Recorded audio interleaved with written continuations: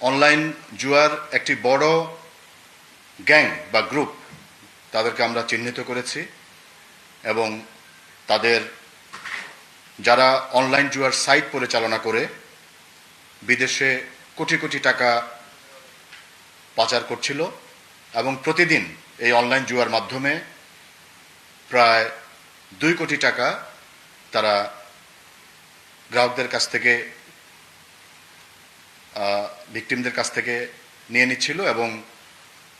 এর মধ্যে বেশিরভাগ টাকাই তারা হুন্ডি এবং ক্রিপ্টোর মাধ্যমে দেশের বাইরে পাচার করছিল। মূল হোতা সহ মোট 8 জনকে CID cyber police centre CPC গ্রেফতার করতে সক্ষম হই। গ্রেফতারকৃতরা দীর্ঘদিন ধরে বিভিন্ন আন্তর্জাতিক এবং দেশীয় অনলাইন জুয়ার প্ল্যাটফর্ম পরিচালনা করে আসছিল।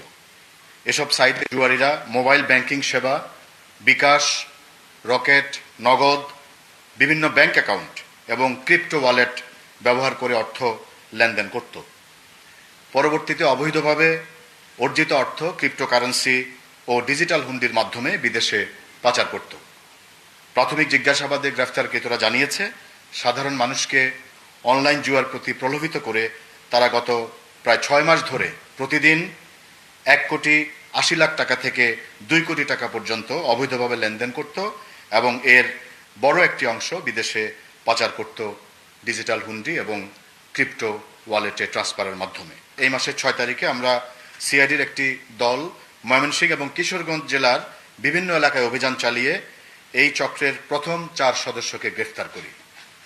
প্রথমে গ্রেফতারকৃত এই 4 সদস্যের বা আসামির দেওয়া তথ্য মতে এবং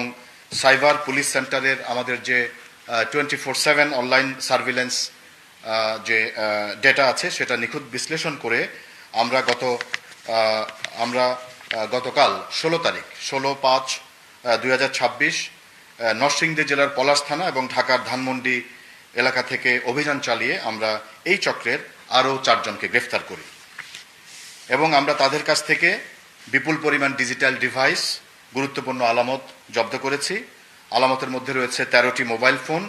যার মধ্যে প্রথম অভিযানে 7টি এবং দ্বিতীয় অভিযানে 6টি মোবাইল ফোন উদ্ধার করা হয়। এছাড়া আমরা সর্বমোট 20টি সিম উদ্ধার করি এবং প্রথম অভিযানে যে 2টি সিম আমরা উদ্ধার করি সেই 2টি সিম হচ্ছে বিকাশ এজাহারভুক্ত বিকাশ এজেন্ট সিম এবং দ্বিতীয় অভিযানে আমরা 18টি বিভিন্ন অপারেটরের সিম কার্ড উদ্ধার করি। প্রাথমিক জিজ্ঞাসাবাদে গ্রেফতারকৃতরা অনলাইন গ্যামলিং, ডিজিটাল হুন্ডি কার্যক্রমের সঙ্গে তাদের সরাসরি সম্পৃক্ততার কথা স্বীকার করেছে। পাশাপাশি চক্রের একাধিক সদস্য স্বীকার করেছে যে বিগত 6 মাসের অধিক সময় ধরে এই সংঘবদ্ধ চক্রটি অনলাইন জুয়ার মাধ্যমে সাধারণ মানুষকে প্রলোভিত এবং প্রতারিত করে প্রতিদিন 1,80,00,000 টাকা থেকে 2 কোটি টাকা পর্যন্ত অবৈধভাবে সংগ্রহ করত এবং পরবর্তীতে এই টাকাটি তারা ডিজিটাল হুন্ডির মাধ্যমে এবং ক্রিপ্টোকারেন্সির ওয়ালেটে ট্রান্সফার করে বিদেশে